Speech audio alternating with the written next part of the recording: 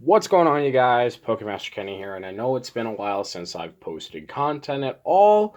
I know the last time was the Fusion Strike set review, but the last time I've done a deck profile, I believe, was all the way back in Battle Styles. I did explain in the Fusion Strike review on why I've been absent from YouTube, but more recently, I've just kind of lost interest in Pokemon competitive play, and I've just been playing casually.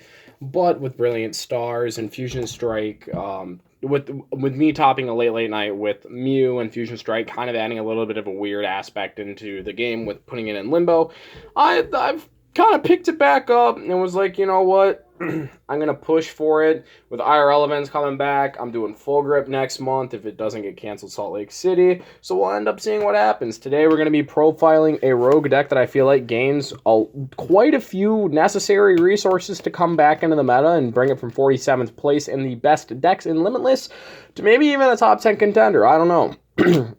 This deck is Vikavolt, Inteleon, Suicune. So let's get into it. So let's look at the main jits of the deck. It's essentially get Vikavolt out, do Paralyzing Bolt for 50 damage and item lock your opponent for a lightning and a colorless. Of course, we have the Suicune package because we are playing a Melanie package.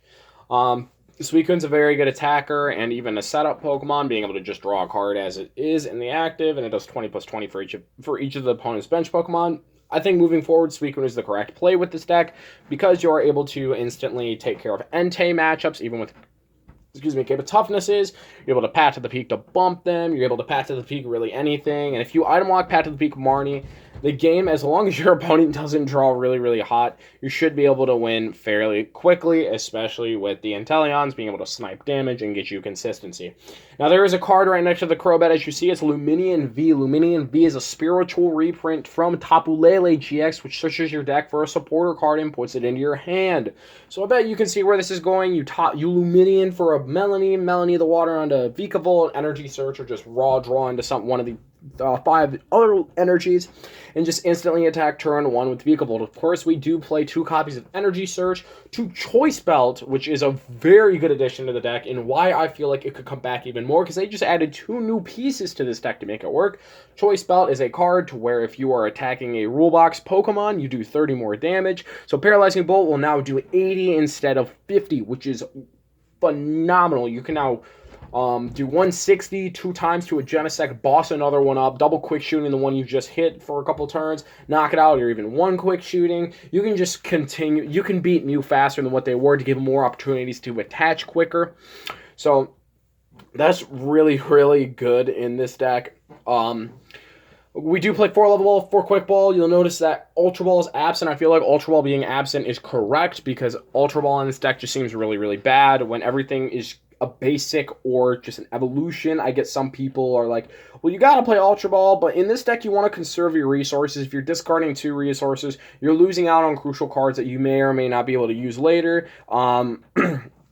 If you wanted to play Ultra Ball, I personally don't even know what you would cut. You'd probably have to add even a Team Yell's Cheer just to make up for the supporter cards that you're dipping, or a Palped, which I don't think is correct. But aside from that, this deck is pretty just straightforward and consistent. I've been testing the heck out of this deck for so long.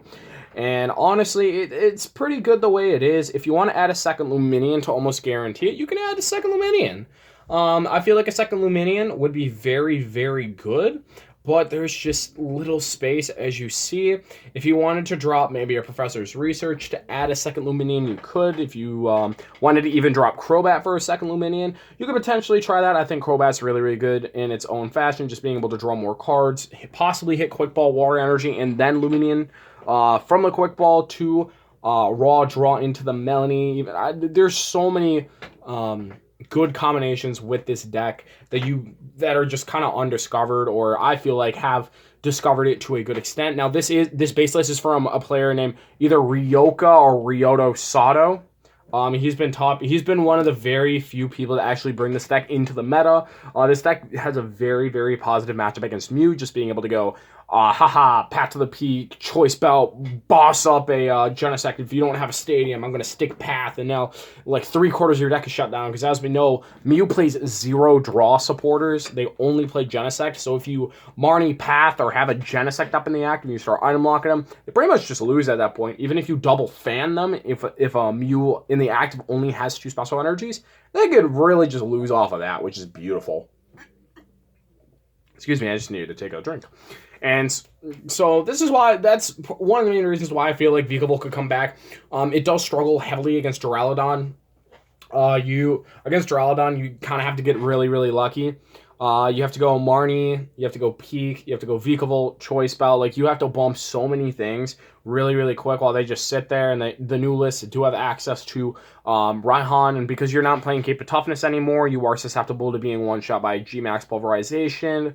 And if they do play Pokemon Center Lady moving forward, which I think is a cute addition to beat Dimmadome, it can get really, really tough really, really quick.